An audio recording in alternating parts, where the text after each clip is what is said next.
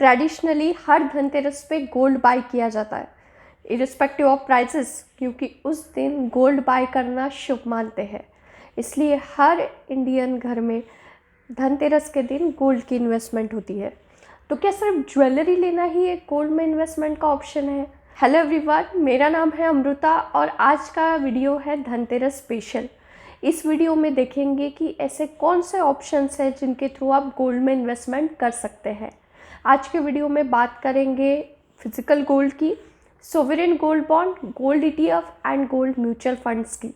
आपको वीडियो के एंड में ये क्लियर हो जाएगा कि आपके लिए कौन सा सूटेबल ऑप्शन है। तो स्टार्ट करते हैं सोवरेन गोल्ड बॉन्ड के साथ।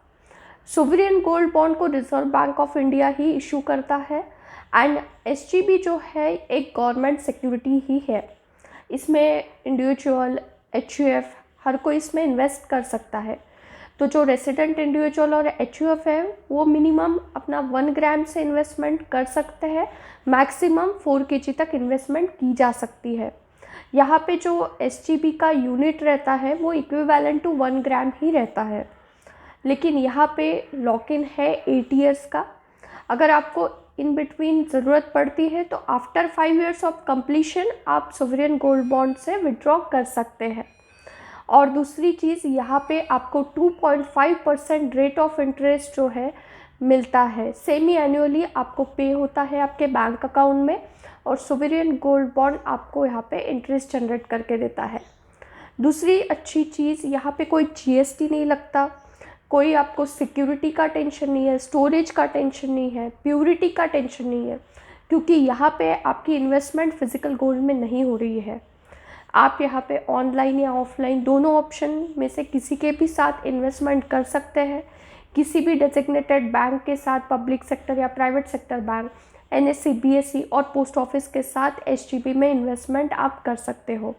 तो यहाँ पे एडवांटेजेस ये है एसजीबी के कि आपको यहाँ पे प्योरिटी का टेंशन नहीं लगता, जीएसटी अप्लीकेबल नहीं है, मेकिंग चार्जेस नहीं है। तो ये सारे काफ़ी बेनिफिट्स हैं।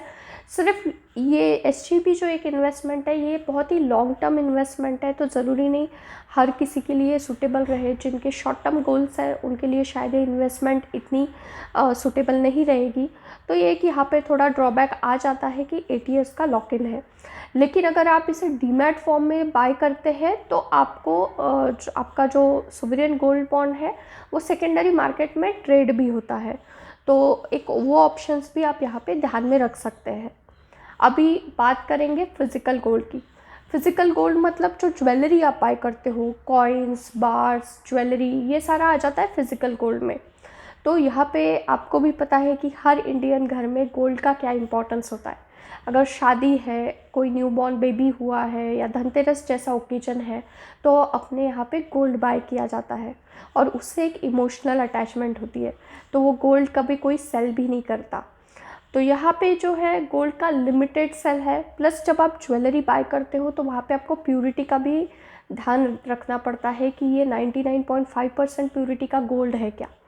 आपने अगर गोल्ड बाय किया तो वहाँ पे स्टोरेज का भी टेंशन है, आप घर में नहीं रखते हो, आप बैंक लॉकर में रखते हो, तो बैंक लॉकर का भी वहाँ पे खर्चा आ जाता है। प्लस जब आप उसे सेल करने जाते हो तो वो सेल करने पे थोड़ा सा जो गोल्ड है वो घट के आपके हाथ में आता है, तो जो प्राइस है उससे कम प्राइस में आपके हाथ में आपकी इन्वेस्टमेंट आती है। लेकिन लिक्विडिटी ऑप्शंस यहाँ पे बहुत अच्छा है, क्योंकि कभी भी आप गोल्ड जो है वो सेल कर सकते हैं। तो फिज़िकल गोल्ड में लिक्विडिटी ऑप्शंस प्रोवाइड होता है, लेकिन यहाँ पे जीएसटी लगता है, ज्वेलरी के जो मेकिंग चार्जेस है वो आपको यहाँ पे लगते हैं। और जनरली आप देखेंगे तो गोल्ड कोई सेल भी नहीं करता, क्योंकि वहाँ पे इमोशनल अटैचमेंट होती है। तो एक ज्वेलरी में से दूसरी ज्वेलरी हम लोग बना देते हैं, तो वहाँ पे आपको फिर वही है कि जीएसटी देना है, मेकिंग चार्जेस देना है, तो ये सारी चीज़ें आ जाती है फिज़िकल गोल्ड में। लास्ट है गोल्ड ईटीएफ और gold mutual fund. Gold ETF जो है 99.5% फिज़िकल गोल्ड में ही इन्वेस्टमेंट इसकी की जाती है, लेकिन यहाँ पे आपको जीएसटी का या प्योरिटी का टेंशन नहीं लेना है, क्योंकि यहाँ पे जो फंड मैनेजमेंट कंपनी है, एएमसी है, वो इन सब चीज़ों का ध्यान रखती है। यहाँ पे आपको जीएसटी लगता है लेकिन इनडायरेक्टली, क्योंकि वो फंड मैनेजमेंट कंपनी ही इसको देखती है। आपको सिर्फ फंड मैनेजमेंट चार्जेस यहाँ पे लगते हैं, एनी भी रहती है उस पर आपका गोल्ड आप सेल कर सकते हो। ये भी यहाँ पे भी लिक्विडिटी ऑप्शन ETF और फंड में दोनों जगह अवेलेबल है। आप कभी भी इसको रिडीम कर सकते हो क्योंकि ये एक्सचेंज पे ट्रेडेबल है। यहाँ पे आपको वापस प्योरिटी स्टोरेज का टेंशन नहीं है और सिर्फ आपको यहाँ पे फंड मैनेजमेंट चार्जेस लगते हैं। 3 ऑप्शंस हो गए, sovereign gold bond, physical gold and gold ETF and gold funds. तो आपको क्लैरिटी मिली गई होंगी कि आपके लिए कौन सा सूटेबल ऑप्शंस, तीनों ऑप्शंस आपके लिए अवेलेबल है। ऑप्शंस की अपनी अपनी जो है प्रोज एंड कॉन्स है।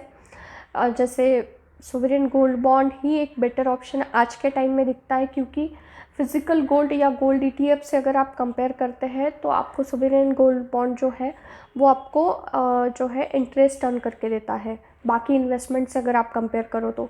वही गोल्ड ETF और गोल्ड फंड या फिर फिज़िकल गोल्ड आपको कोई इंटरेस्ट जनरेट करके नहीं देते। लेकिन ये इन्वेस्टमेंट उन लोग के लिए सूटेबल नहीं है जिनको लॉन्ग टर्म इन्वेस्टमेंट नहीं करनी है। शॉर्ट टर्म के लिए कोई भी सोवरेन गोल्ड बॉन्ड आपको सजेस्ट नहीं करेगा, लेकिन स्टिल अगर आप कंपेयर करते हैं तो सोवरेन गोल्ड बॉन्ड एक अच्छा ऑप्शन है, क्योंकि वहाँ पे GST, मेकिंग चार्जेस, प्योरिटी का टेंशन, स्टोरेज का टेंशन, ये सारी चीज़ें वहाँ पे नहीं है। तो इसीलिए आज के टाइम में देखा जाए तो सोवरेन गोल्ड बॉन्ड एक सूटेबल ऑप्शन है। लेकिन आप फिज़िकल गोल्ड या गोल्ड ETF में भी इन्वेस्टमेंट कर सकते हो। स्ट्रैटेजिकली अगर आप आपका पोर्टफोलियो बिल्ड करते हो तो आपका आइडियली 10% से ज़्यादा गोल्ड ये एसेट क्लास में अलोकेशन नहीं होना चाहिए। लेकिन जब इकोनॉमिक ग्रोथ स्लो डाउन होती है, बाकी असेट क्लास जैसे इक्विटी हो गया, डेट हो गया, अंडर परफॉर्म करते हैं, तो वो टाइम पे गोल्ड ऐसा असेट क्लास है जो आपको अच्छे रिटर्न मार्केट में जनरेट करके दे सकता है। आपके लॉन्ग टर्म गोल के अकॉर्डिंग अगर गोल्ड में इन्वेस्टमेंट करते हैं तो गोल्ड का जो मार्केट है काफ़ी वोलाटाइल है। शायद आपको जब सेल करना हो गोल्ड तब आपको वो प्राइस ना मिले, तो ये चीज़ भी यहाँ पे पॉसिबल है। आई होप आपको इस वीडियो में तीनों ऑप्शंस क्लियर हो गए होंगे। या इसी के साथ आप इस बार धनतेरस पे आपका स्मार्टली इन्वेस्टमेंट किस ऑप्शन के साथ करेंगे वो मुझे कमेंट सेक्शन में ज़रूर बताइएगा। एंड इसी के साथ जल्दी मिलेंगे नेक्स्ट वीडियो में। Thank you so much for your time and happy Dhanteras.